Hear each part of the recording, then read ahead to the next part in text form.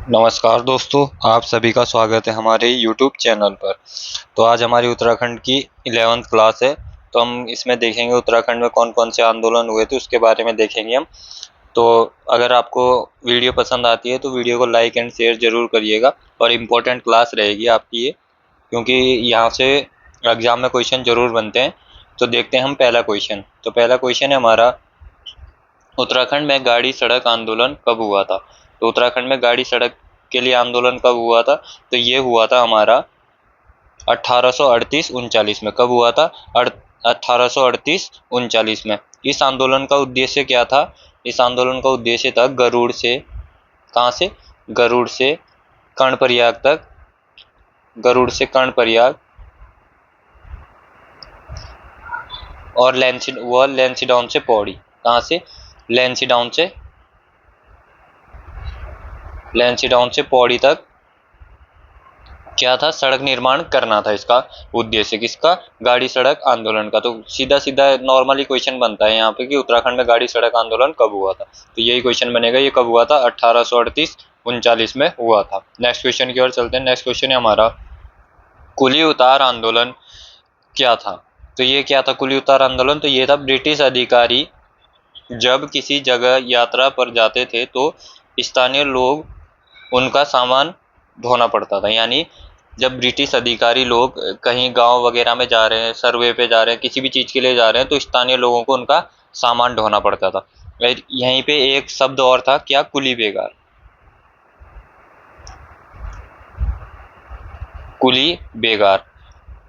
कुली बेगार में क्या था कि जो ब्रिटिश अधिकारी होते थे उनका जो निःशुल्क सामान ढोना पड़ता था एवं बेगार देने के विरुद्ध था ये आंदोलन। जो कुली बेगार के विरुद्ध हुआ था, तो उनको निःशुल्क जो सामान ढोना पड़ता था और बेगार देने के विरुद्ध, यानी इसको बेगार बोलते थे कि उनको ब्रिटिशर्सों का सामान फ्री में ढोना पड़ता था। और एक था इसमें कुली बर्दाश्त। क्या था? कुली बर्दायत। कुली बर्दाश्त था एक, इसको ध्यान रखेंगे। तो कुली बर्दाश्त में क्या था? ब्रिटिश अधिकारियों के लिए स्थानीय लोगों द्वारा निःशुल्क भोजन की व्यवस्था करना था। मतलब जो स्थानीय लोग थे उनके द्वारा जो ब्रिटिश लोग आते थे उनके लिए निःशुल्क भोजन की व्यवस्था करना क्या था? कुली बर्दाश्त था। और एक होता था हलक बेगार। ये ध्यान रखेंगे, इंपॉर्टेंट है और नया भी है, हलक बेगार। अगर पूछेंगे हलक बेगार क्या है, तो हलक बेगार था निःशुल्क डाक पहुंचाना होता था। निःशुल्क डाक,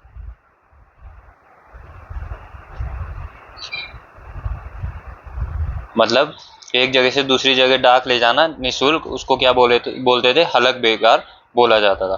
नेक्स्ट क्वेश्चन है हमारा, कुंजड़ी वन आंदोलन कब हुआ था। तो कुंजड़ी वन आंदोलन कब हुआ था? तो ये हुआ था 1903 और 4 में। कब हुआ था? 1903-4 में। कहाँ हुआ था ये? टिहरी रियासत में। कहाँ? टिहरी में। तो ये क्यों हुआ था? टिहरी रियासत में राजस्व करों में वृद्धि के विरुद्ध हुआ था। यानी टिहरी रियासत के जो राजा थे उन्होंने करों में वृद्धि कर दी थी, तो उसके विरुद्ध ये आंदोलन हुआ था। अगर पूछेंगे कुजड़ी वन आंदोलन का नेतृत्व किसने करा था, तो यहाँ पे बनेगा कुजड़ी वन आंदोलन का नेतृत्व किसने करा था। तो ये करा था अमर सिंह ने। किसने करा था? ध्यान रखेंगे, अमर सिंह ने। अमर सिंह जी ने करा था इसका नेतृत्व। किसका? कुंजड़ी वन आंदोलन का। ध्यान रखेंगे आप। नेक्स्ट क्वेश्चन है हमारा, घास पट्टी आंदोलन कब हुआ था। तो घास पट्टी आंदोलन कब हुआ था? तो ये हुआ था 1906-7 में। कब हुआ था घास पट्टी आंदोलन? तो ये हुआ 1906-7 में। ध्यान रखेंगे आप। और कहाँ हुआ था? ये हुआ था गढ़वाल क्षेत्र में। कहाँ हुआ था? गढ़वाल में। ध्यान रखेंगे आप ये चीज भी। इस आंदोलन में जनता ने वन अधिकारी था, कौन था वन अधिकारी? ये था, इसका नाम था सदानंद गैरोला, को रस्सी से बांध दिया था। किसने? जो आंदोलन करने वाले लोग थे उन्होंने बांध दिया था इसको। किसको? सदानंद गैरोला को। और अगर यहीं पे पूछेंगे आपसे, एक आंदोलन और था, कंकोड़ा खाल आंदोलन। कौन सा? कंकोड़ा खाल आंदोलन। तो ये कंकोड़ा खाल आंदोलन कहाँ हुआ था? ये हुआ था चमोली में। ध्यान रखें, कहाँ हुआ था? चमोली में। इसके नेतृत्व किसने करा था? तो ये करा था अनुसुईया प्रसाद बहुगुणा ने। किसने? अनुसुईया प्रसाद बहुगुणा।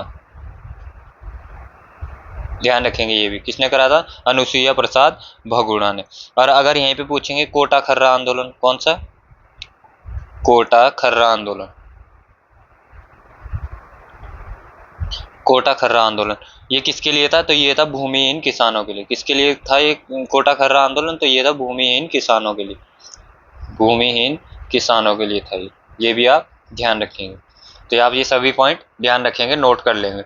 नेक्स्ट क्वेश्चन की ओर चलते हैं। नेक्स्ट क्वेश्चन है हमारा, शराब विरोधी आंदोलन कब हुआ था? तो शराब विरोधी आंदोलन कब हुआ था? 1984 में। कब हुआ था? 1984 में। और ये किसने किया था? संघर्ष वाहिनी ने। किसने? उत्तराखंड की संघर्ष वाहिनी समिति ने। कौन सी? संघर्ष वाहिनी समिति।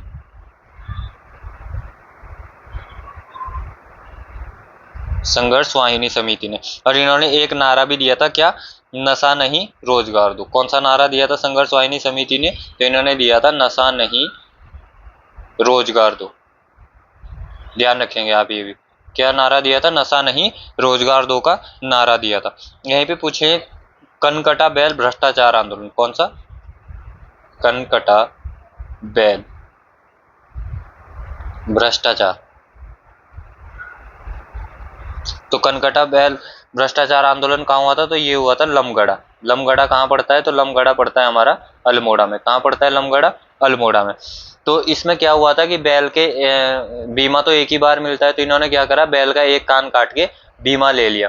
और बैल जीवित था तो उसका जीवित बैल का एक कान काट के बीमा ले लिया, फिर उसके बाद दूसरा कान काट के भी जीवित बैल का बीमा ले लिया, और बीमे की राशि इन्होंने हड़प ली। तो इस कारण इस बैल को पूरे उत्तराखंड में घुमाया गया और ये भ्रष्टाचार को उजागर किया गया। कौन से भ्रष्टाचार को? कनकटा बैल भ्रष्टाचार आंदोलन को। नेक्स्ट क्वेश्चन की ओर चलते हैं। नेक्स्ट क्वेश्चन है हमारा, पानी राखो आंदोलन किसके नेतृत्व में हुआ था? तो पानी राखो आंदोलन किसके नेतृत्व में हुआ था? तो ये हुआ था हमारा सच्चिदानंद भारती के। किसके? सच्चिदानंद भारती के। और ये हुआ कहाँ था? तो ये हुआ था उफरे खाल पौड़ी में। कहाँ हुआ था? उफरे खाल पौड़ी में। ध्यान रखेंगे आप, कहाँ हुआ था पानी राखो आंदोलन? उफरे खाल पौड़ी में हुआ था। यहीं पे पूछेंगे डूंगी पैंतोली आंदोलन। कौन सा? डूंगी पैंतोली आंदोलन। डूंगी पैंतोली आंदोलन। तो ये डूंगी पैंतोली आंदोलन कहाँ हुआ था? ये चमोली में हुआ था। चमोली में क्यों हुआ था? बांज वृक्ष के कटान के विरोध में हुआ था। किस? कौन से वृक्ष के? बांज वृक्ष के कटान के विरोध में हुआ था। ये भी आप पॉइंट ध्यान रखेंगे। नेक्स्ट क्वेश्चन की ओर चलते हैं। नेक्स्ट क्वेश्चन है हमारा, रक्षा सूत्र आंदोलन का नेतृत्व किसने किया था? तो रक्षा सूत्र आंदोलन का नेतृत्व किसने किया था? ये किया था सुरेश भाई ने। किसने करा था? सुरेश भाई ने। कब हुआ था ये? 1954 में, 1994 में। इसके तहत भिलंगना नदी के क्षेत्रों में पेड़ों के कटान को रोकने के लिए पेड़ों पर रक्षा सूत्र बांधा गया था। कब हुआ था? 1994 में। आपको बता दिया है सभी डिटेल इसकी। नेक्स्ट था हमारा डाडा मंडी आंदोलन। डाडा मंडी आंदोलन, इसके नेतृत्व किसने करा था डाडा मंडी आंदोलन का? तो ये करा था उमराव सिंह रावत ने। किसने? उमराव सिंह रावत ने। किसने करा था? उमराव सिंह रावत ने। और यहीं पे दुगड्डा क्षेत्र में दूरसंचार साधनों को क्षतिग्रस्त किया और क्रांतिकारियों, किसके द्वारा किया गया? क्रांतिकारियों द्वारा। यही डाडा मंडी आंदोलन के समय क्या किया गया? जो दुगड्डा क्षेत्र में दूरसंचार के साधन लगे हुए थे उनको आंदोलनकारियों ने क्या कर दिया? क्षतिग्रस्त कर दिया। नेक्स्ट क्वेश्चन की ओर चलेंगे हम। नेक्स्ट क्वेश्चन है हमारा, गुजड़ू आंदोलन गढ़वाल का बारदोली का नेतृत्व किसने किया था? तो ये किया था किसने? रामप्रसाद नौटियाल ने। गुजड़ू आंदोलन को क्या कहा जाता है? गढ़वाल का बारदोली। क्या कहा जाता है? गढ़वाल का बारदोली। किसको कहा जाता है? गुजड़ू आंदोलन को। और ये कब हुआ था? 1942 में, यानी 1942 में क्या हुआ था? गुजड़ू आंदोलन। और यहीं पे पूछेंगे हैवल घाटी आंदोलन। कौन सा? हैवल घाटी। हैवल घाटी आंदोलन। तो हैवल घाटी आंदोलन कहाँ हुआ था? ये हुआ था टिहरी। कहाँ हुआ था? टिहरी। टिहरी में क्यों हुआ था? जो चूना पत्थर की अवैध खदान से संबंधित था ये आंदोलन। जो टिहरी में चूना पत्थर की अवैध खदान थी तो उनके विरुद्ध ये आंदोलन हुआ था। ध्यान रखेंगे कौन सा? हैवल घाटी आंदोलन। ये नए नए क्वेश्चन है तो आप ध्यान रखेंगे। नेक्स्ट क्वेश्चन की ओर चलते हैं हम। बाल सभा की स्थापना किसने की थी? तो बाल सभा की स्थापना किसने करी थी? ये करी थी हमारे सत्यप्रसाद रतूड़ी ने। किसने करी थी? सत्यप्रसाद रतूड़ी ने। कब करी थी? ये करी थी 1935, यानी 1935 में। कहाँ करी थी? ये करी थी टिहरी में। कहाँ करी थी बाल सभा की स्थापना? टिहरी में करी थी। इसका उद्देश्य क्या था? तो इसका उद्देश्य था छात्रों में, जो छात्र थे उनमें देशभक्ति की भावना का विकास करना था। क्या था? देशभक्ति की भावना का विकास करना। किसमें? छात्रों में। एक था छरबा आंदोलन। छरबा आंदोलन। ये हुआ था 2013 में। कहाँ हुआ था, कब हुआ था? 2013। देहरादून के विकासनगर क्षेत्र पड़ता है, वहाँ पे कोको कोला का प्लांट लगाया जा रहा था, तो इसके विरोध में लोगों ने वहाँ पे आंदोलन करा था। कब? 2013 में, कि यहाँ पे कोको कोला का प्लांट नहीं लगना चाहिए, इसको विरोध ये आंदोलन था। नेक्स्ट क्वेश्चन की ओर चलते हैं। नेक्स्ट क्वेश्चन है हमारा, टिहरी में आधुनिक किसान आंदोलन का जन्मदाता किसको कहा जाता है? तो टिहरी में आधुनिक किसान का जन्मदाता किसको कहा जाता है? ये कहा जाता है गोपाल सिंह राणा को। क्या? टिहरी में आधुनिक किसान आंदोलन का जन्मदाता किसको कहा जाता है? गोपाल सिंह राणा को। किसको? गोपाल सिंह राणा को। यहीं पे बम्बई में सोशल सर्विस लीग की स्थापना किसने करी? अगर पूछेंगे बम्बई में सोशल, अगर पूछ लें यहीं पे, ये अलग क्वेश्चन है, बम्बई में सोशल सर्विस लीग की स्थापना, तो ये किसने करी थी? एनएम जोशी ने। किसने करी थी? एनएम जोशी द्वारा की गई थी। और नेक्स्ट हमारा क्वेश्चन है, नेक्स्ट क्वेश्चन देखते हैं हम आगे। अब हमारा उत्तराखंड का राजनीतिक और प्रशासन के बारे में क्वेश्चन होंगे, तो देखेंगे आप ध्यान से क्या क्या क्वेश्चन बनते हैं यहाँ से, तो देखते हैं। 11वां क्वेश्चन है हमारा, उत्तराखंड राज्य प्रशासन में के 3 प्रमुख अंग कौन से हैं? तो कौन से हैं भाई उत्तराखंड राज्य के प्रशासन 3 प्रमुख अंग? तो ये है कार्यपालिका, विधायिका और न्यायपालिका। कौन कौन से हैं? कार्यपालिका, विधायिका और न्यायपालिका। नेक्स्ट क्वेश्चन की ओर चलते हैं हम। नेक्स्ट क्वेश्चन है, राज्य की कार्यपालिका का संवैधानिक प्रमुख कौन होता है? तो राज्य की कार्यपालिका का संवैधानिक प्रमुख कौन होता है? तो ये होता है राज्यपाल। कौन होता है? राज्यपाल। और राज्यपाल कौन से आर्टिकल में हमारा? तो ये है हमारा 153 अनुच्छेद में। कौन से? 153 अनुच्छेद में। और यहीं पे पूछेंगे राज्य कार्यपालिका के अंतर्गत कौन कौन से आते हैं? तो राज्य कार्यपालिका के अंतर्गत क्या आता है? तो राज्य के कार्यपालिका के अंदर आता है राज्यपाल। क्या क्या आता है राज्य की कार्यपालिका के अंदर? राज्यपाल, ध्यान से देखेंगे, राज्यपाल, मंत्री परिषद, इसके बाद आएगा सचिवालय, और सचिवालय के बाद जो कार्यकारी जितने भी विभाग है, कार्यकारी विभाग,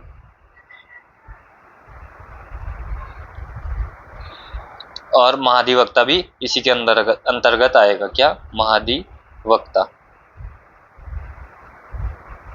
ये किसके अंतर्गत आएंगे? राज्यों के कार्यपालिका के अंतर्गत आएंगे। क्या क्या? राज्यपाल, मंत्रिपरिषद, सचिवालय, कार्यकारी विभाग और महाधिवक्ता। और यहीं पे पूछेंगे राज्यपाल की नियुक्ति कौन करता है? तो राज्यपाल की नियुक्ति आप सभी को पता होगा कौन करता है? राष्ट्रपति। कौन करता है? राष्ट्रपति। ये भी आप ध्यान रखेंगे। और यहीं पे अगर पूछेंगे कि राज्यपाल शपथ कौन दिलाता है राज्यपाल को? तो राज्यपाल को राज्य का मुख्य न्यायाधीश के सम्मुख शपथ लेता है। किसके? मुख्य न्यायाधीश के अंतर्गत सम्मुख शपथ लेता है। कौन? राज्यपाल। और ये किस आर्टिकल के तहत होता है? तो ये होता है आर्टिकल 159 यानी 159 के अंतर्गत ये सब होता है। और यहीं पे अगर क्वेश्चन पूछेंगे कि राज्यपाल के अध्यादेश जारी करने की शक्ति कौन से आर्टिकल में? अध्यादेश किस आर्टिकल के तहत राज्यपाल अध्यादेश जारी कर सकता है? तो ये है अनुच्छेद 213। कौन सा? अनुच्छेद 213 के अंतर्गत जारी कर सकता है। नेक्स्ट क्वेश्चन की ओर चलते हैं हम। नेक्स्ट क्वेश्चन हमारा, उत्तराखंड के सबसे कम समय तक राज्यपाल कौन रहे थे? तो उत्तराखंड के सबसे कम समय तक राज्यपाल कौन रहे थे? ध्यान रखेंगे आप सभी, BL जोशी। कौन रहे थे? BL जोशी। और प्रथम राज्यपाल आप सभी को पता होगा कौन थे हमारे प्रथम राज्यपाल? कमेंट करके आप जरूर बताएं। नेक्स्ट क्वेश्चन की ओर चलते हैं हम। किस अनुच्छेद के तहत राज्यपाल राज्य के मुख्यमंत्री की नियुक्ति करता है? तो राज्यपाल राज्य के मुख्यमंत्री की नियुक्ति किस अनुच्छेद के अनुसार करता है? तो ये है अनुच्छेद 164। कौन सा है? अनुच्छेद 164। और यहीं पे राज्य मंत्री परिषद सामूहिक रूप से किसके प्रति उत्तरदायी होती है? तो ये होती है विधानसभा के प्रति। यानी राज्य मंत्री परिषद सामूहिक रूप से किसके प्रति उत्तरदायी होती है? तो ये होती है विधानसभा के प्रति। ध्यान रखेंगे आप, किसके प्रति? विधानसभा के प्रति होती है। और यहीं पे पूछेंगे मंत्री परिषद में मंत्रियों की कुल संख्या, कुल सदस्यों का कितना होना चाहिए? तो कुल सदस्यों के 15%। कितने? 15% होने चाहिए। लेकिन मंत्री परिषद में मंत्रियों की संख्या 12 से कम नहीं होनी चाहिए, 12 से कम नहीं होनी चाहिए, ये भी आप ध्यान रखेंगे। ठीक है, नेक्स्ट क्वेश्चन की ओर चलते हैं। नेक्स्ट क्वेश्चन हमारा, किस अनुच्छेद के तहत राज्यपाल राज्य के महाधिवक्ता की नियुक्ति करता है? तो महाधिवक्ता की नियुक्ति किसके कौन से आर्टिकल के तहत होती है? तो ये होती है 165 के तहत। किसके तहत होती है? 165 के तहत। और राज्य सरकार का सर्वोच्च विधि अधिकारी भी कौन होता है? तो वो महाधिवक्ता होता है। कौन होता है? महाधिवक्ता होता है। और अगर पूछेंगे अंतरिम, ये क्वेश्चन बहुत बार बना है कि अंतरिम सरकार में, उत्तराखंड की अंतरिम सरकार में प्रथम महाधिवक्ता कौन थे? तो प्रथम महाधिवक्ता अंतरिम सरकार में थे हमारे ललिता प्रसाद नैथानी। कौन थे? ललिता प्रसाद नैथानी। ध्यान रखें कौन थे? ललिता प्रसाद नैथानी। और निर्वाचित सरकार में कौन थे? निर्वाचित सरकार में, तो निर्वाचित सरकार में थे मेहरबान सिंह नेगी। मेहरबान सिंह नेगी जी थे, ये भी आप ध्यान रखेंगे। नेक्स्ट क्वेश्चन की ओर चलते हैं। नेक्स्ट क्वेश्चन है हमारा, विधान मंडल का प्रावधान किस अनुच्छेद में है? तो विधान मंडल का प्रावधान किस अनुच्छेद में है? अनुच्छेद 168 में। किस में है? अनुच्छेद 168 में। और राज्य में विधान मंडल के दो अंग कौन कौन से हैं? तो दो अंग है हमारा, एक तो विधानसभा ही हुआ और दूसरा राज्यपाल। सेकंड क्या है? राज्यपाल। ये भी आप पॉइंट ध्यान रखेंगे।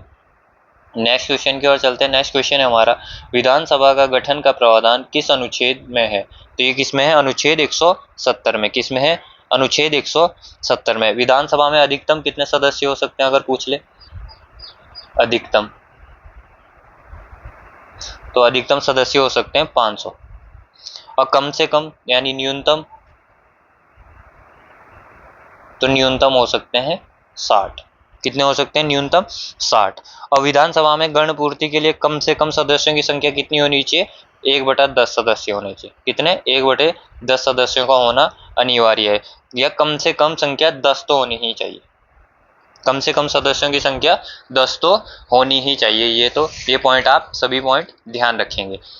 नेक्स्ट क्वेश्चन की ओर चलते हैं। नेक्स्ट क्वेश्चन है, राज्य में 70 विधानसभा सीटों में कुल आरक्षित सीटों की संख्या कितनी है? तो कुल आरक्षित सीटों की संख्या कितनी है भाई? 15। 15 में से एससी के लिए कितनी सीटें? एससी के लिए है 13 सीटें। और एससी मतलब अनुसूचित जाति। और एसटी के लिए कितनी सीटें? 2। एसटी का मतलब अनुसूचित जनजाति। और ये 2 सीटें कौन कौन सी है? तो एक तो है नानक मत्ता, ये कहाँ पड़ता है? उधम सिंह नगर में। और दूसरी सीट है चकराता। कौन सी है? चकराता। ये कहाँ पड़ता है? देहरादून में। कहाँ पड़ता है? देहरादून में। ये पॉइंट भी आप ध्यान रखेंगे। और यहीं पे चलो नेक्स्ट क्वेश्चन में देखते हैं। तो नेक्स्ट क्वेश्चन है हमारा, उत्तराखंड में पहला परिसीमन कब हुआ था? तो उत्तराखंड में पहला परिसीमन कब हुआ? तो ये हुआ 5 नवंबर 2001 को, जिसमें विधानसभा की सीटें कितनी करी गई? तो 70 की गई। कब हुआ? 5 नवंबर 2001 को पहला परिसीमन हुआ। और यहीं पे पूछेंगे दूसरा परिसीमन, तो दूसरा परिसीमन हुआ था 2008 में। कब हुआ? 2008 में। यहीं पे पूछेंगे कि लोकसभा की कितनी सीटें हैं राज्य में? तो लोकसभा की कितनी सीटें हैं? 5। पूछेंगे कौन कौन सी है? तो पौड़ी के बाद टिहरी, हरिद्वार और साथ ही अल्मोड़ा और नैनीताल। और रिजर्व सीट कौन सी है? अल्मोड़ा। ये किसके लिए है? एससी के लिए। ध्यान रखेंगे, ये अल्मोड़ा लोकसभा की रिजर्व सीट है। यहीं पे पूछेंगे राज्यसभा की कितनी सीटें? तो राज्यसभा की उत्तराखंड में कितनी सीटें? 3।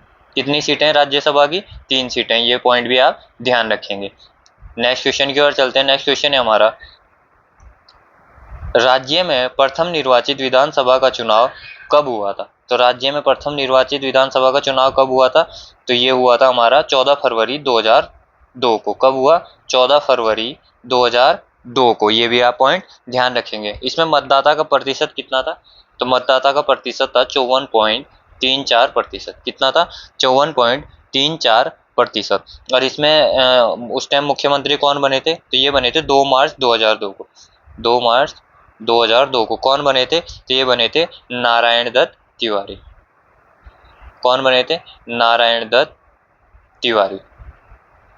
ध्यान रखेंगे आप।